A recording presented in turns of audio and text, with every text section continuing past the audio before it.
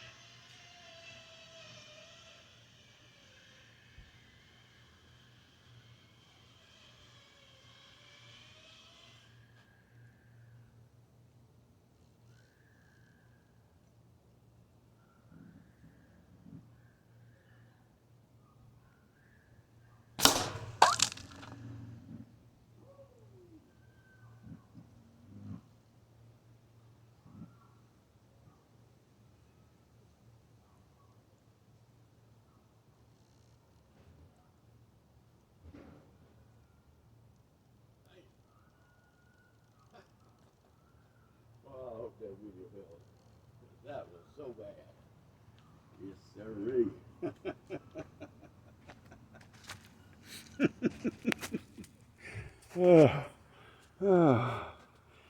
Did you see that?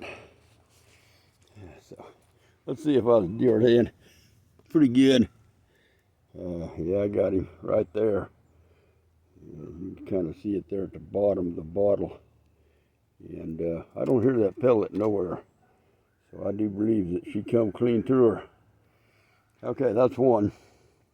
I want to save that. I might have to hit it again. And this poor guy.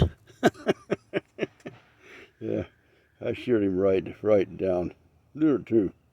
Very well. Use him in the POA. Exactly where I had my scope resisted. Came right in there, hit it, blew it right off there. Of course, this can fell over. There's no sense in looking at it.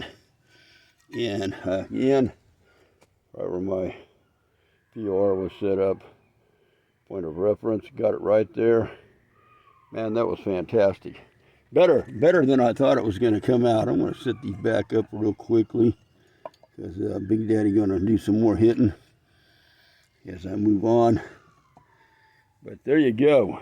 So we'll come back over and take one last look. That was a blast. Yeah. The boys that are laying there getting themselves a suntan or something. They've been pretty good dogs today. Everyone's chewing their treat. You need to go on a diet, Frankie. You need to go on a diet. Do you know that? Yeah. I call her a big, fat, hairy doggy milf. So there you go. And this gun's still out there. For anybody who wants to grab them up and have at it, that was with a stock scope. Like I said, I've been playing with it all morning, trying to really work on getting it dialed in, as you can see. Again, I want to make it clear I did that from a seated position rather than standing. But now that I've got my point of reference, I should be able to put out some pretty good shots from a standing range. That was a blast. It was a lot of fun, and them little bottles aren't the easiest thing on earth to hit. So with a stock scope, nothing special, right out of the, kind of an out of the box thing. Again, I've had this one for probably well over 15 years. I don't know if it's still called that on the top of the receiver, but that's what mine is. But it's, you can look at them up at Air Gun Depot, Pyramid Air, Walmart website. You can probably go through Academy Sports, places like that. They're readily available on shelf. Good little gun right there. Again, that's with a 22 caliber barrel mounted on it. To be honest, I never did put the 177 on here. And I'll tell you a little story. I actually had two of these, but the first one I got, I had dialed it in on 177 and got it going pretty good. This is when I lived at another place. But when I put the 22 caliber barrel on, of course, I knew I was going to have to make some scope adjustment. It was shooting really severely, probably about 4 inches to the right and a little high. And try as I may to adjust that scope, it wasn't happening. So I had mentioned this to a machinist friend of mine, Mr. James Sant, and he said, "Well, bring it down, or we'll test it." And there was a really, really smooth stainless steel table at one of the facilities, and we laid it down with the sight for leaning over the table and rolled it, and the barrel just kind of rolled like a warp pool stick. And then you knew right there what the problem was, so I went back to Walmart, did an exchange on it, and this is what I've got now. And it's working really good, as you can see. So I hope you enjoyed the video. I hope you enjoy the rest of your day. And boom, let's just keep on doing what we're doing. From the Flying Can Ranch, and that's how we do it. Later.